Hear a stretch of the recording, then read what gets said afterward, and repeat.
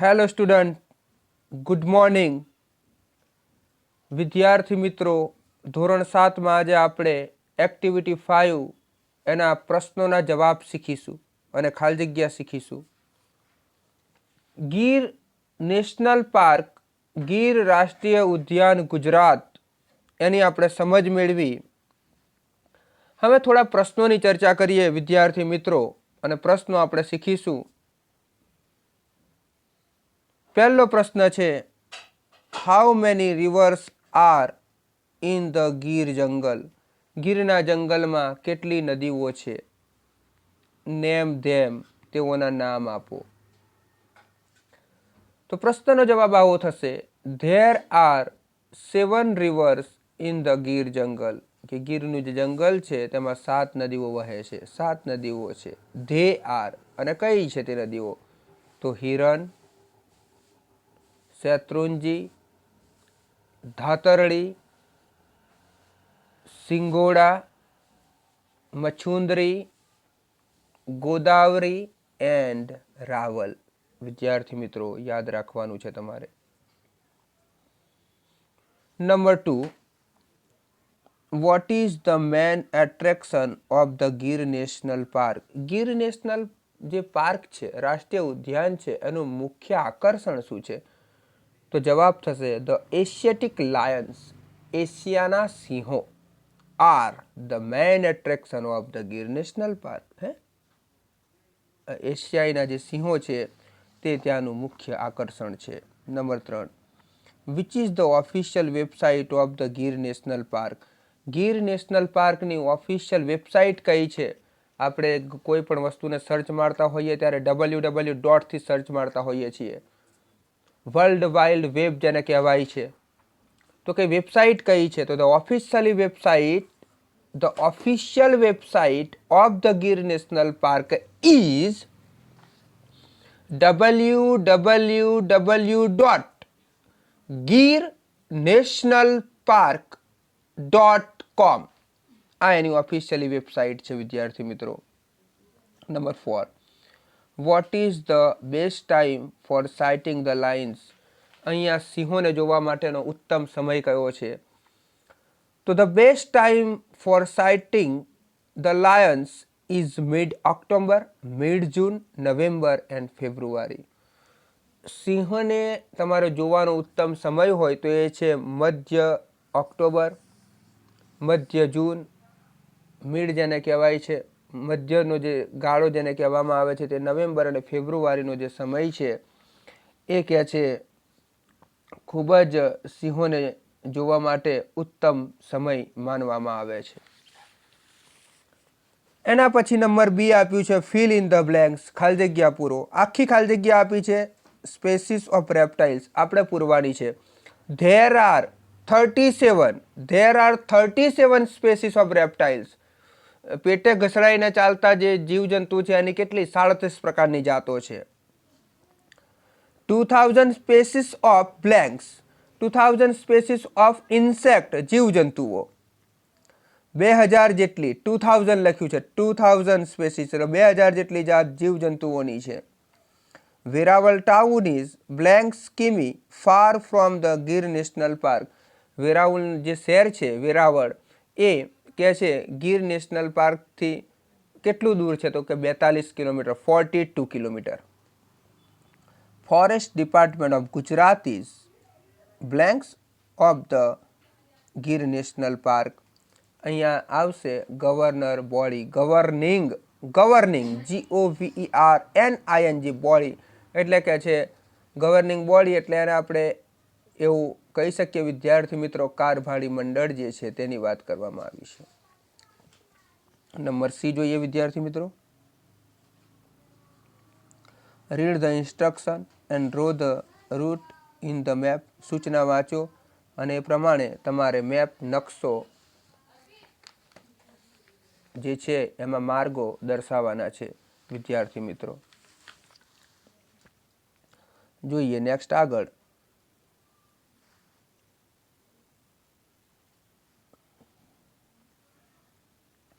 You are at Dhari. તમે ધારી છો. Go to Talala. ત્યાંથી તમે તલાલા જાઓ છો.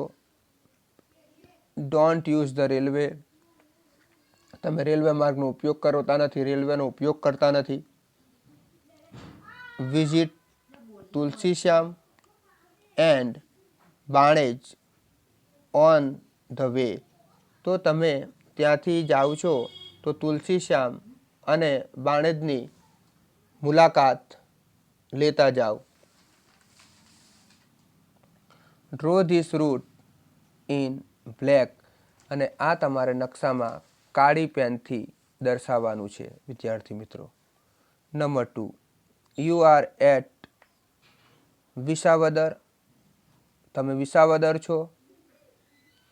Plan a short route for all the following places, નીચેના સ્થળો માટે તમારે ટૂંકો રૂટ બનાવવાનો છે.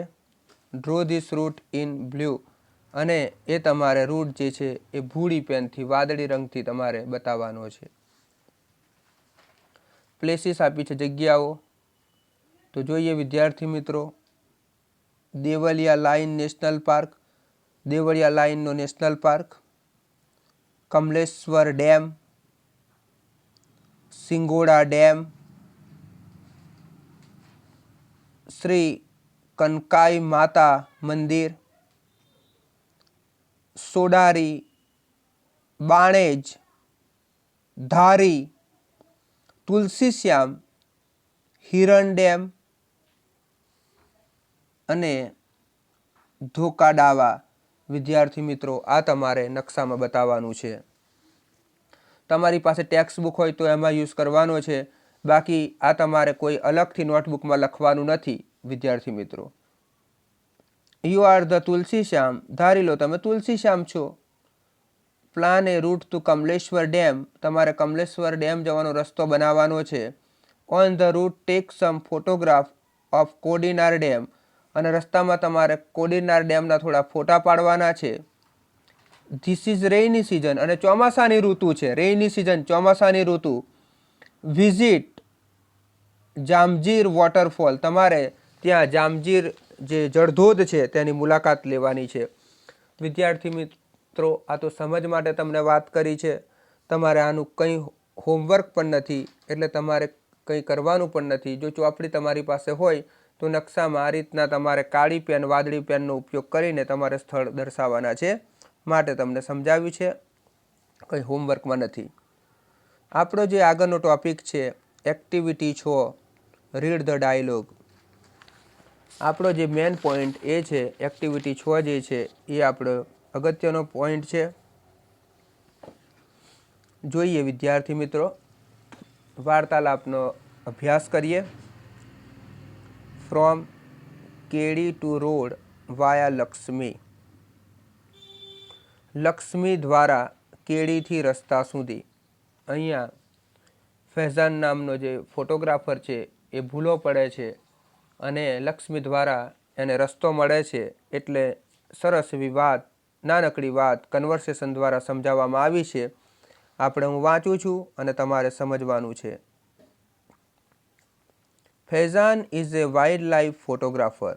ફૈઝાન છે એ વન્યજીવનનો ફોટોગ્રાફર છે. વન્યજીવો જે છે, જીવજંતુઓ છે, જંગલમાં રહેતા જે પશુ પક્ષીઓ છે એ બધાના ફોટો પાડે અને વાઇલ્ડ લાઈફ ફોટોગ્રાફર કહેવાય છે. એટલે એક વન્યજીવનનો ફોટોગ્રાફર છે. હી ઇઝ ફ્રોમ તમિલનાડુ, તે તમિલનાડુનો છે અથવા તમિલનાડુથી આવ્યો છે. Last week he went to Gir forest, ગયા અઠવાડિયે તેણે ગીરના જંગલની મુલાકાત લીધી. There he lost his way, અને ત્યાં તે પોતાનો રસ્તો ભૂલી ગયો. હી આસ્ક્ડ લક્ષ્મી, અને તેણે એક છોકરીને પૂછ્યું.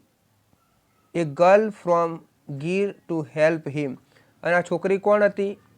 એ ગીરની એક છોકરી હતી અને તેને મદદ કરવા માટે તે તેને કહે છે. Lakshmi is in standard 7, Lakshmi ધોરણ 7માં અભ્યાસ કરે છે. She was not able to speak English properly, હવે લક્ષ્મી જે છે એને અંગ્રેજી બરાબર આવડતું નથી, તે અંગ્રેજી બરાબર બોલી શકતી નથી. On the other side, Faizan was not able to understand Gujarati. અને બીજી બાજુ જે ફેઝાન જે છે એ ગુજરાતી પણ બરાબર બોલી શકતો નથી અને એને ગુજરાતી સમજી શકતો નથી. ટુ અન્ડરસ્ટેન્ડ લખ્યું છે, નોટ એબલ ટુ અન્ડરસ્ટેન્ડ એટલે કે છે ગુજરાતી બરાબર સમજી શકતો નથી. Was Lakshmi able to help હિમ. શું લક્ષ્મી એને મદદ કરી શકશે? લેટ્સ સી, ચાલો જોઈએ. વિદ્યાર્થી મિત્રો, અહીંયા જે વાત કરવામાં આવી છે એ ખાસ તમારે સમજવાની છે. ફેઝાન સેડ, હાય, એક્સક્યુઝ મી. ફેઝાન એવું કહે છે, સાંભળો, મને માફ કરો. આપણી વચ્ચે કોઈ આવતું હોય તો આપણે એને એક્સક્યુઝ મી કહીએ, સોરી કહેતા હોઈએ છીએ. આપણે આગળ જવું હોય ને આપણી આગળ વચ્ચે કોઈ હોય તો આપણે એને એક્સક્યુઝ મી કરીને આગળ વધતા હોઈએ છીએ. આ લક્ષ્મીને એક્સક્યુઝ મી કરીને એ વાત સાંભળવા માટે કહે છે. Lakshmi said, excuse what? Excuse, excuse શું છે excuse? Faizan said, I lost my way. હું મારો રસ્તો ભૂલી ગયો છું. I want to go out from this jungle. અને મારે આ જંગલમાંથી બહાર જવું છે. લક્ષ્મી સેડ, ગો આઉટ, બહાર જાઓ. વાય કમ ઇન જંગલ, જંગલમાં કેમ આવ્યા છો? Faizan said, I do not know the road. હું રસ્તો જાણતો નથી, મને રસ્તાની ખબર નથી. Lakshmi said, road not in the jungle. જંગલમાં કહે છે રોડ નથી હોતા. કેડી, વોક ઓન ધ કેડી. જંગલમાં કેડી હોય છે, જેમ આપણે પાઠનું નામ છે ફ્રોમ કેડી ટુ રોડ વાયા લક્ષ્મી, બરાબર? તો કે કેડી હોય છે, કેડી પર ચાલો. Faizan sad, okay. ફેઝાન કહે છે સારું. I will walk on the kedi. હું કેડી પર ચાલીશ. બટ વિચ, પણ કઈ જગ્યાએ, ક્યાં? વોટ્સ યોર નેમ, તારું નામ શું છે? Lakshmi said, Lakhmi, my name. Lakshmi એવું કહે છે મારું નામ લખમી છે. Fezan said, Lakshmi, oh, on which kedi. હવે કહે છે લક્ષ્મી, કઈ જગ્યાએ આપણે કહે છે વિચ કેડી એટલે કહે છે કઈ કેડી પર આપણે ચાલવાનું છે. હિયર આર 3 વેઝ, અહીંયા તો 3 રસ્તા છે. Lakshmi said, go from there એટલે કહે છે ત્યાંથી જાઓ. બાય ધેટ ભૂતિયો વડ, પેલા ભૂતિયા વડ પાસેથી. Fezan said, taking notes. Fezan થોડું ધ્યાન દોરે છે અને કહે છે સારું, okay. That bhutiyo banyan tree and then, એ ભૂતિયો વડ અને પછી. Lakshmi said, after crossing vankalo you see a Rupalo dungar. તમારે વોકડો પસાર કર્યા પછી રૂપાળો ડુંગર દેખાશે.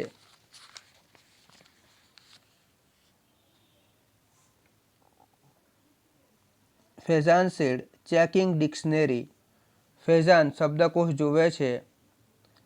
વોંકલો અથવા તો વોકડો બંને મિનિંગ થઈ શકે છે વિદ્યાર્થી મિત્રો. હું વોકડો કહીશ. Vokdo means what is vokdo? Lakshmi said, water water running. Lakshmi એવું કહે છે પાણી પાણી જે વહેતું હોય એ. Then you see dungar hill, અને પછી તમે ડુંગરની ટેકરી દેખાશે. વિદ્યાર્થી મિત્રો, સરસ એવી વાત અહીંયા કરવામાં આવી છે. નેક્સ્ટ આગળ જઈએ.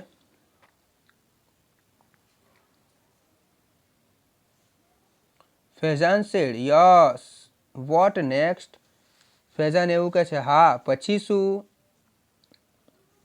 Lakshmi said, climb up the hill, અને પછી તમારે એ ડુંગર ચડવાનો છે. ધેર કાતલમાનું થાપણ, અને ત્યાં કાતલમાનું થાપણ છે. ફેઝાન સેડ, થાપણ? લક્ષ્મી સેડ, યસ યસ, થાપણ ટેમ્પલ. હા હા, થાપણ એટલે મંદિર.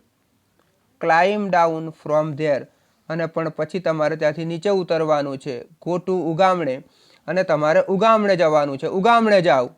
Faizan said, ugamane. Lakshmi said, ugamane. Sun comes in the sky, સૂર્ય જ્યાંથી આકાશમાં આવે છે ને એ ઉગામણે. સન, સૂર્ય, સૂર્ય. Fezan said, you mean to the east, એટલે તું શું કહેવા માગે છે, તારો કહેવાનો અર્થ પૂર્વ દિશા તરફ. લક્ષ્મી સેડ, યસ ઈસ્ટ, હા પૂર્વ દિશા. અહીંયા જુઓ વિદ્યાર્થી મિત્રો, નેક્સ્ટ આગળ જઈશું. અહીંયા જે ફેઝાન લખ્યું છે ને એ ખરેખર લક્ષ્મી લખવાની જરૂર છે, ત્યાં ભૂલ થઈ છે. એ ફેઝાન જે છે એ ખોટું છે વિદ્યાર્થી મિત્રો, ખરેખર લક્ષ્મી આવશે અહીંયા. અહીંયા લક્ષ્મી પછી આવશે there see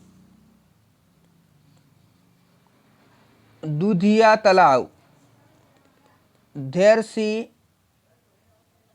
Dodhiya talav, ask for Aimanoness. વિદ્યાર્થી મિત્રો ખાસ સમજો, બરાબર છે. દોઢિયા તળાવ, આસ્ક ફોર આઈમાનોનેસ, એટલે કે ત્યાં દોઢિયું તળાવ દેખાશે અને ત્યાં આઈમાના નેસ વિશે તમારે પૂછવાનું છે. Fezan said, talav means pond, તળાવનો અર્થ શું, પાઉન્ડ ને તળાવ ઇંગ્લિશમાં કહે છે. What is this Aimano ness, હવે આઈમાનો નેસ શું છે.